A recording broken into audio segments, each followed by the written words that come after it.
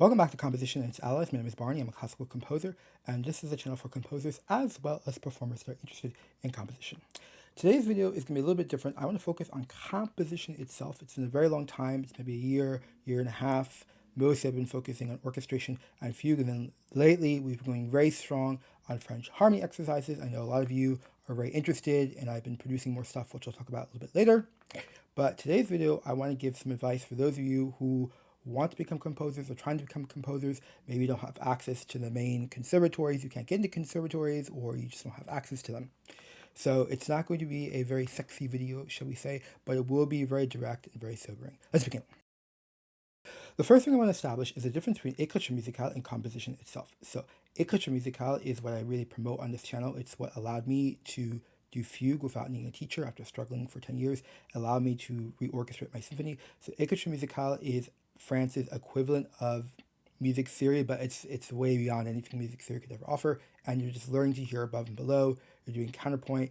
It evolves to a to style where you're composing pieces in the style of Mozart. So you're not really composing because they provide one of the parts, either a violin part or a cello part, and you have to realize the other voices, but you are learning kind of the styles of our ancestors, and it does give you great chops, but it is not composition.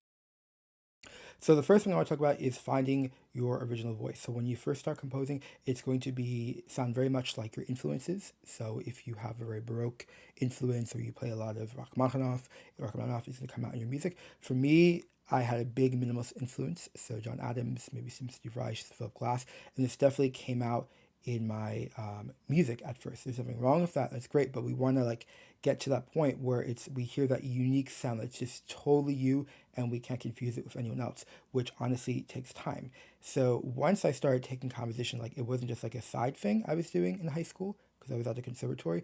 It was the main thing I wanted to do, and I was thinking about getting into college.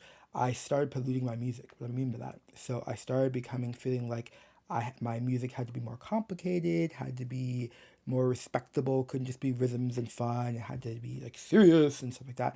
And of course, that is the great danger that will happen for beginner composers. Maybe it's inevitable. I definitely think it's going to inevitable if you're going to go to conservatory. Maybe if you're not going to go to conservatory, you don't ever have to worry about that. But you start contaminating your music and in trying to make it serious and make it appeal to these people who honestly, you're not. Once you're out of college, you're not going to. Maybe you'll be in touch with some of these people, but maybe not. So the first big struggle as a composer is figuring out what your original voice is and actually listening to that original voice. So that minimalist kind of style that I had in my high school years, those were great pieces. I had a very high audience engagement. And then once I got into college, I was just really searching for something else, and I remember the first year, I was really stuck. And then there was this reading opportunity. So I had to compose something last minute because I didn't prepare, I don't remember. And so I was like, okay, I'll just revert to something I know, because even though the new way I'm moving, I'm not happy, I don't like how it sounds, I don't understand it, maybe I'll just revert to something that I know, une valeur sûre in French, something that we know works. So I try to go back to my old minimalist style. It didn't work. It didn't work anymore. So that is something that's going to happen when you're a composer, is your style will evolve if you're composing on a regular basis. That means you're actually getting performances, which we'll talk about a little bit. You're possibly getting rehearsals, and you're progressing, but you're hearing your music. It is going to evolve, and I don't know if it's something that you can control. So this is something that is not addressed in écriture musicale. Écriture musicale, you're composing in other people's styles, so you learn the idioms. Highly important. It will really help you a lot, just steer you in the right direction, which we'll talk about a little bit later. But the whole battle of being a composer and dealing with the style, is this my style? What's happening to my style? I'm feeling stuck. All these kind of mental battles that are inevitable in composition cannot be addressed through écriture musicale. The next thing I want to talk about is notation. So when it comes to écriture musicale, there's not really, obviously you notate, you write the notes and stuff like that, but you don't really add slurs and stuff like that, and performance notes or anything like that. Maybe a little bit, but that's not really the focus. The exercise has already been figured out. There's not really room for your personal opinion. It's just learning this objective style. When it comes to composing in your own style, you're going to have to really work on notation. A big problem I see with beginner composers is the notation is not good. the notation. They leave a lot of details out, and when you point it out, they say, oh, it should sound like this, but it's not putting the parts. I think one of the issues is obviously if you're a performer, that's your main background, which is great. That will really help with composition, especially for idiomatic writing. But if you play Bach, there's not really markings. We kind of know how it's supposed to sound. Even Mozart, there's far less than you would have from probably a contemporary composer. Even tempo markings, aren't always very clear. But when you're composing in your own style, you have to make this because we don't know your own style. And these pieces are subject to a lot of different rooms for interpretation, which means the performer is going to be confused. You're going to be unhappy. I see a lot of composers when they first start, they're just, the notation, they're missing a lot of details and they know it. That's a problem. It's one thing if you thought you had everything, but it's another thing where I need to have a decrescendo and stuff like that, but I can't be bothered to put it down. This is, I think, the first huge mistake the beginner composers make. It is a lack of attention to detail. And they have this misconception that composition is the fun part, just writing down the notes and having fun at piano, being in flow. A big part of composition is that resilience is cleaning up, reviewing, tidying, just tweaking little things like not the sexy things that anyone will ever appreciate, but they are really indispensable to composition. Another thing is how to hear accurately. This just takes time. I remember the first rhythm that I really attached to as a composer was dun, dun, dun, dun, dun, dun, dun, dun. Took me some time to figure it out. I think I had to show it to my composition teacher, but in general, this is something you're gonna struggle with. Okay, so the big question you're gonna have is, what is the sound I want to hear? What is the sound I'm hearing? That's the difficulty that you're not going to have with Ecriture Musicale, because you know the sound and you're trying to replicate it, which is another skill. But when it comes to composition, you have to listen, like, what do I really want to write? What do I want to hear? Another thing, a smaller thing with composition is like the filler stuff. So you probably don't have an issue getting the melody, getting the harmony, just getting the overall feeling, but there may be something missing in the music. It's just something missing, and maybe you can add a pulse, but just having a simple pulse doesn't always work. And so that really takes time. Something that can help is écriture musicale, because as you progress up les étapes in French, up the step ladder, you will have to listen for middle voices and stuff like that. But that's much later, so probably right now it's just not going to be of help. Right now, when you're doing basic harmony exercises, the middle voices are barely moving at all, right? Because that's like good voice leading. Another big thing you're going to encounter with composition, not so much écriture musicale, but definitely for composition, is what I call endless dissatisfaction. So composers are notoriously very dissatisfied with performances of their work, especially when they first start out. There are a number of reasons for this. I remember my first 3 or 4 pieces in high school, I was just really bummed every single time. I just don't, part of the nature is we take these things super personally because it's like one of the most important things we're doing. But a lot of times I think it's because the writing is not idiomatic. Big problem is the writing is just not idiomatic, which we'll talk about in the second half of this video. It's not idiomatic. It's not well written for that instrument. It's not well written for the performer. You cannot just write at the piano and just slap it onto the performer. You have to really know what that level of the performer is, and ideally write a little bit below the level. Why below the level? Because you want them to learn the piece quickly so they can work in the musicality, and then you also want to anticipate in a performance there could be, let's say the door slams and they get just off track, or they're super nervous or something going, there's a thunderstorm, who knows, but you don't want something that they have to rely on maximum concentration to make well. So part of the skill of good composition is really writing something that's very manageable, that's still really expressive for the performer. Another thing I want to mention is, I think this is not the end of the world, but a lot of composers, not even just beginners, we write our tempos too fast, and they're never as fast as we want them in rehearsal. It's not the end of the world, but just something to think about. Big thing is communication with performers. We'll talk a little bit about rehearsals in the second half of this video, but I've had issues communicating with performers, and this is not usually intentional, but how you express things, there is an art. It depends on the culture that you're in, how direct you can be.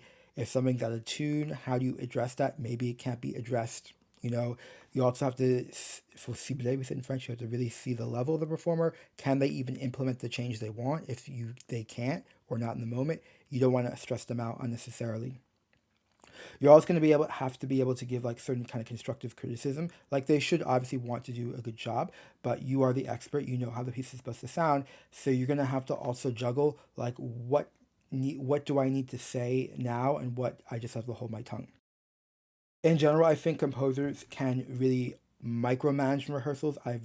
We all A lot of us know these circumstances where composers are just like too controlling and they're focused on every detail, and that's not a good way to go. It's not a good look, and also like if you focus on every mini detail, you're not focused on the bigger picture. So this is again something that's not addressed in Écriture Musicale. You do the exercises, then you show them to your teacher in class or in a private lesson, and then they correct it. You hear it maybe fumbled through on piano, but you don't actually have that like real interaction of trying to write what you want, not getting what you want.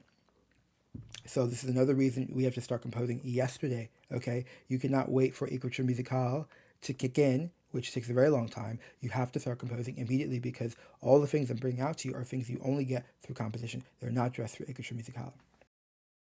A big thing as well is that the performance will drive the piece. So when you have a deadline, okay, that's really, really going to drive the piece. So for example, I forget what piece, but I have a piece from college that my mind was polluted with like, oh, I have to make things complicated. I have to be serious now. It was really hard to just get what I wanted because there was so much confusion about what's allowed and what's not. There's like poison in your mind. I don't know if that's required or if it's inevitable. It is what it is. It was what it was. But I had a piece and then like I was running out of time because the deadline was coming and I was going to get performance. And so I had to quickly do the introduction because I had gotten everything else. So another thing, by the way, is that when you're composing, you'll learn over time. Sometimes you get the introduction, sometimes you get the beginning, the ending, sometimes you get the middle. Like this is why you got to start. You really got to start now. But anywho, in this circumstance, I didn't have a lot of time. So I had to quickly get the opening and just listen exactly, very direct. And I got a lot of compliments, especially by faculty and other composers that I knew probably didn't like my style overall, thought it was simplistic, whatever learned composers like to think, but nevertheless I got a lot of compliments, and it was really direct, like tremolos and like just chords and like very effective writing. But the reason I was able to produce that is that pressure of the timeline. I couldn't think of how do I make this complicated, what are people thinking. I literally just had to get the job done. This is another danger if you're just composing for yourself, like just on your computer, and you don't have real performances, is that you don't actually commit, you don't actually get a real piece done. Something I think that's really important is the ability to, in French, say, il faut cibler, okay? You have to target like parts of your piece that you're composing. That's what you, okay, or your original voice, and what's like been a little bit contaminated. For example, you may have seen, if you watch my orchestration video series, how to solve or fix problems in your orchestration. In that video, I gave him a step-by-step for getting unblocked, specifically with orchestration, but it's the general kind of process I do when I'm feeling stuck. So a big issue when I have composer's block is because I made some kind of compromise that's not what the piece wants. So I'll get stuck and I'll be like, I'm not feeling it. I was feeling it before, even though it was painful. I was feeling it. I feel like it was some kind of flow. I had some kind of process, and I'm just not feeling the piece. So what I usually have to do is I have to back it up. Where does it feel off? Where does it feel on? So okay, here's fine. Here's fine. I have no issue. But where does it start to go off the rails? So this is what I mean by you have to be able to be sensitive to like what is me and then what's like the compromise. I think that is a skill. It takes a lot of time to develop. Maybe it doesn't. I don't know. I definitely didn't have it when I was younger. This actually brings me to Nadia Boulanger. I've heard stories from her, I don't know, from students of students saying that like if you had a composition lesson, she was really good at seeing, okay, well, this is you and this is not you. She could really see. So if ever you did have a composition teacher, or it may not even be a composition teacher, it could be just a performer, right? Just a really great musician who maybe they're just curious about your music, and it's very hard to tell composers what's wrong with the music, right? Everyone's scared to do it. But if someone has that capacity to say, okay, well, this is you, this is not you, that is really, really valuable, and it's probably someone that you'd want to study with if you want a teacher. Now let's talk about Écriture Musicale being safe. So Écriture Musicale is great, but it is a servant, okay? You are the master, it is a servant. So what do I mean by that? You have the vision, all right? And maybe you don't know how to implement the vision. All right, so you still have to try, you have to be that leader, but then you may hire a team to advise you. So you're the king and you hire the advisors of the king or the queen, whatever you want it to be, but you're going to have advisors. So that's what Écriture Musicale is. It's going to help put you sur le bon chemin, as they say in French, but it is not the leader. You are the leader. So when it comes to Écriture Musicale, doing the harmony studies, doing the counterpoint, to distill, it really is going to shape you so that you have the vision, but then you have multiple ways to get there, that it's clearer, it's more direct, it's more acutely what you want, but it's still serving the larger vision. So what does this mean for écriture musicale? When you're doing écriture musicale, like doing harmony, you have to put quality. You have to put quality, because imagine you're the king and you hire a team, but you say, okay, don't want to pay much money. Well, obviously the advice you're going to get from that team is going to be pretty poor if you don't want to pay quality, you don't want to invest quality, and then like invest in training and give them opportunities to like see other lands. You understand the analogy? Well, the same thing is with écriture musicale. If you rush through the exercise, whatever you put in is what you get out. And actually, it's not like that. Whatever you put in, what you get out kind of multiplies over time, but you want to put the highest quality. So when you do the exercises, your goal is not to get to the end. Well, yes, goal technically is to get to the end, but to put the highest quality, you want to get to the point where like, okay, this is the best I can possibly do. I know it's the best. That's something you know for yourself. This is the best. I know it's not right, but I cannot figure this out. I'm done. I've reached exhaustion. And then you look at the answer, okay, which I'll talk about in a little bit, about what's up on school right now for Écriture Musicale, for our French harmony exercises. But again, so when you are doing Écriture Musicale, it has to feed into the vision. And the way you help it feed into the vision is you put that quality so that when you go to think from the macro, from the top of the organization, that you have good information flowing up here that's kind of directing you in the right direction. So again, if you do a poor investment in Écriture Musicale, then you do a poor investment in your future. But the most important thing you need to do is you need to compose, compose, compose. Why aren't you composing right now? Of course, because you're watching a video. But did you compose today? Why didn't you compose today? What excuses did you put on the table today? Were they the same excuses? It doesn't really matter, right? The excuse is an excuse. Excuses are excuses, and society will provide as many excuses as you want. Everyone, your friends, family will always provide excuses. Yeah, it's tough out there. You don't have time. You have to do this. Excuses galore. But at the end of the day, you have to compose. Okay, now I want to touch upon what I call the trifecta of greatness. But before I do so, I want to just give a couple announcements. So those of you who are following our French Harmony Exercises series, which is an Écriture Musicale series for harmony that will really get you in shape, especially for fugue. Definitely really important in orchestration, allow you to hear better, but it takes time. So you have to start doing exercises now. I now have two types of exercises. I have a guided tutorial that is going to be paid for anyone who really wants that hands-on approach lesson. I think there's 4 lessons in the first tutorial, and there's divided a number of different steps. There's homework, and it's really there to just give you the thinking process. The first lesson, or most of the first lesson, is available for free just so you can test it out and see if it matches your learning style. And if you want to study on your own, I also have a study guide version of the same tutorial in which I provide the homework and then I give the answers. You will need to, study the answers to figure out why versus the guided tutorial. I explain why, but I hope you'll check it out on school.com/composition and then go to classroom. All right, so we're going to talk about the trifecta of greatness, all right? So what's the trifecta of greatness? I've talked about this in previous composition videos, but I know it's been a very long time, so I'll just review and I'll explain in more detail. So we have rehearsals of your work, we have performances and recordings. Performances are the most important, of course, because that is the whole goal, but we'll start with the rehearsals. So the value in rehearsals is that you have direct experience. Direct, direct, direct. And I think it's far greater than a composition lesson. Composition is just theory if you do not have performances or some kind of direct experience, a rehearsal or some kind of recording that you can actually verify the discrepancy between what you were hearing, what you wanted, and how it came. Sometimes it's because of the performers or your ability to communicate with them. Other times it could be the way you noted it. So you need to have that direct experience.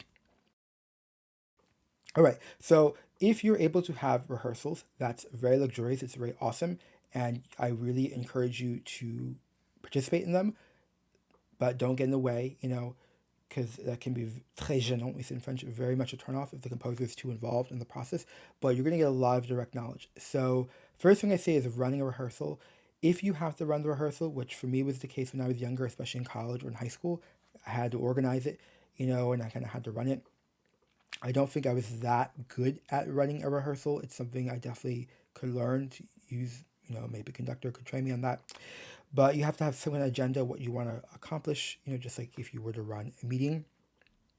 A big danger I found for myself, and I have a feeling other composers go through it, is kind of run around in circles. Like you do kind of a run through, or you work on one section, okay, it doesn't quite sound as you want it, but you don't know how to get it to sound how you want. So then you go on and you go on, and like it just kind of, in French it says ça tourne en rond, kind of goes around in circles, doesn't seem to really progress. But this is something that you can learn. Something really important, I think, is probably the most important aspect is understanding why something is difficult. So if you're having a rehearsal and the performer is struggling to do it, it could be just the level isn't that strong, but you also need to write for that level. And maybe you didn't know the level, but that's kind of your job. You really have to know the level. But what I try to understand is like, what is making this difficult? It can be very tricky to ascertain why, because if, depending how you say it, the performer might feel personally attacked. People are highly sensitive these days, but it just, it really depends, the culture, so that can be a difficult thing to manage. But however you can find out what is actually causing it, you probably can see right away, especially if you have the score. Probably the writing is not very idiomatic, and that's something that you can improve for the future. Something you do need to occasionally worry about. It's not common, but when it does happen, it is quite unpleasant. And when you have a bad experience with a performer, like they have a bad attitude, I've had it happen a couple times, and it's kind of a difficult situation because you may need them to perform the piece. You don't want them walking out, but they may be disrespectful or not expressing themselves in a way that's very professional. Often I find the source of this, yes, it does reflect an immaturity if you can't express yourself correctly in professional situations, but many times the writing is not good. Many times the writing makes them look bad. They feel like if they have to go out there in front of the audience and do a piece that's not going to sound good, that makes them look bad. The audience, a lot of times, they're going to think that the audience is going to think they're not good, and they're not going to think it's just a composer.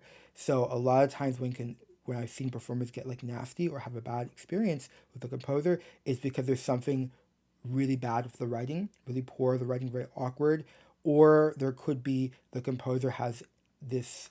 I have seen this actually with certain composers, so it should be talked about. There's kind of like this air of superiority. It's not just a stereotype. I have seen it enough that there's a subset of composers where this emanates. It could be insecurity, but that can really turn off performers, especially when you want to get information. Like, how do I do this? But they feel like they can't ask because the composer is going to get all offended or something like that. So again, this goes back to having good communication skills. And again, it goes back to the fact that Ecriture Musicale does not address that, because you're just in the study room, writing, not composing, writing, and then submitting it to your teacher and getting feedback. You're not getting this direct experience. I think I mentioned this, but I just want to emphasize it again, is that in a rehearsal, you really have to figure out what's the priority. There is limited time, and it may seem like you want to do everything, but you can't do everything. A big thing I see, and this I've actually seen in professional conductors, is that they say, okay, we're going to do a run through. Run throughs are really important because you have to get the flow, because the musicians have the budget, the energy. Like, how do I shape the line? It's hard to shape the line when you don't have a line. You just have the micro lines, you don't have the large line of the piece. But what I see is they say, okay, we do a run through. Great. Okay, it's definitely for singers, it's important because of the budget breathing. Even for brass players, that can be really important. But the conductor says, okay, we're going to do a run through, and then they stop every time there's a mistake to clean it up. To me, this is I hate to say it's a little bit immature, but this is not the highest level of thinking. There's times where you have to do a run through. You have to get through all the way to the end because you need to simulate the performance. And even if there's something that you don't like that you want to fix, you have to kind of let it go. And a lot of times it probably isn't that important. You'll probably remember at the very end what was really important. I want to wrap it up with three really good experiences I had in a rehearsal process. So when I was in high school, the first piece I ever composed is for a trio for clarinet, bassoon, and oboe. And I was writing on a computer, composing on a computer. And so I wrote something that was just impossible for oboe. It was really fast, really high, really rhythmic. Digga, digga, digga, digga, digga, digga. Okay, it sounded great in the computer. This is why you gotta be careful about composing in the computer. But I had to run the rehearsals, and it was just really sloppy. We couldn't get up the tempo. It was very difficult. It was very awkward, and no matter what I did, I couldn't make it sound good. So it took me a long time. I learned to write much better for the oboe. You have to be really careful with rhythmic stuff. With a lot of classical musicians, they just don't do it that well, or it has to be done a certain way. String players, in fact, you gotta be careful with rhythm. I had certain rhythmic gestures I loved when I was younger, and I just found it just always came out awkward on the strings because of how they have to bow.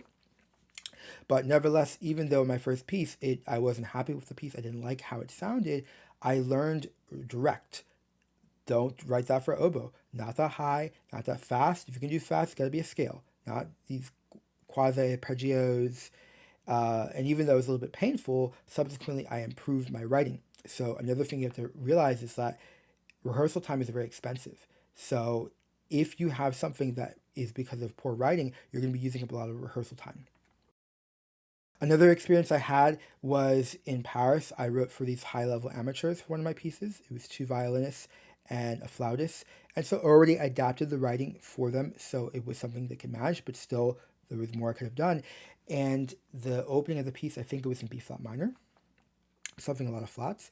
And immediately I saw in rehearsal, that's not a good key for string instruments. Now this, just like the last piece of information with the high oboe writing, I definitely could have read an orchestration book. I'm sure I read an orchestration books, but it became so obvious when I had that rehearsal. So when I tried to rehearse it, it just took longer. They made a lot of mistakes at the beginning. In the performance, you didn't notice it. So that's why I say rehearsal is so important, because you discover direct things that get smoothed out in performance. Probably in a future piece for high-level amateurs, I'll just stick to better keys, and then I will.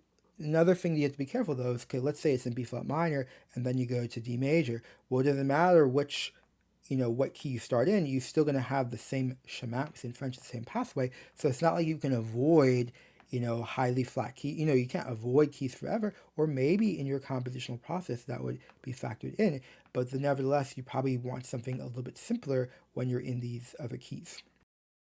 The final amazing experience I had that I want to share today in rehearsal is when I was in Paris. I had a piece called Le Serpent Danse, which is based on using the text from a poem by Charles Baudelaire, and it's for a soprano, it's for a harp, the pianist played the harp part, and cello. And when I was in rehearsal, I noticed right away whenever the cello was doubling the singer, immediately everything sounds better. Now, one could say, oh, it helps the singer find her pitches. That's true. Yes, that's really helpful. But I don't think it's even that. There's something about the resonance of having good doublings, especially for a singer. And there's a reason why, most opera composers, you see, they're almost always doubling at the unison or at the octave, the singer. It's not just that they need to find the pitch. The voice sounds larger and calmer. And this is something I had been told intellectually, but being in that rehearsal and seeing right away that it just immediately sounded better, definitely going forward, I'm going to really, really try to double in some capacity, even if it's not, exact rhythm, but just really trying to think about doubling. Of course, in the performance, I didn't notice that. So it got smoothed out in performance, which is why the rehearsal is so valuable. I think I want to start wrapping it up, but I do want to touch upon the performances and the recordings. So performances are the most important, of course, because that's the whole goal. Okay, you want to invite your family and friends. You want to hear that music. It's a joy to hear your music. Probably the first performances you'll not be happy, but they'll encourage you to seek improvements in your own writing and how you communicate with performers, maybe the performers that you choose to work with. But I think the performance is really important for getting the flow, to hear how the piece moves in time. Maybe the piece is too long or too short, certain sections are too long. Then, of course, a lot of that can deal with the tempos that are chosen, how the conductor the pacing of the performers. There's a lot of things, but I find to understand the form and how the work envelopes in time, I really got to hear the performance. Another thing is, like I mentioned in the rehearsal, things can see super important. Oh, this mistake. And then when you hear the performance, a lot of things don't matter. It's really about the larger flow. Other things also come out of the musician. Somehow when the performers are really in flow and they're really enjoying the music, or there's that pressure of an audience, even if there's technical kind of things that might be a little bit sloppy sometimes, the shaping of the piece really comes out. So the most important thing you have to think about right now is getting performances. Because if you're just composing in your room on your computer and you're not getting performances, well, that's not composition. I'm sorry. Okay, that's half of composition. The other half is getting the performance. That's why we're composers. Unless, of course, you're composing literal computer music that's not meant to be heard live. The other thing I want to talk about is the recordings. Okay, so recordings, keep in mind we've only had very recently, right? Beethoven didn't have recordings of his music. Bach, okay. I think recordings actually can be dangerous, because I imagine that live music was much more common when we didn't have the option of a recording. So you just had to go to the symphonies. It was more of a need to have a symphony. But nevertheless, the recording is really important, because in today's day and age, if you don't have a recording, it never happened. So if you want to audition for something, if you want to show your work, if you want to work with someone and they want a feeling for what your sound is like, if you don't have a recording, c'est pas possible, as they say in French.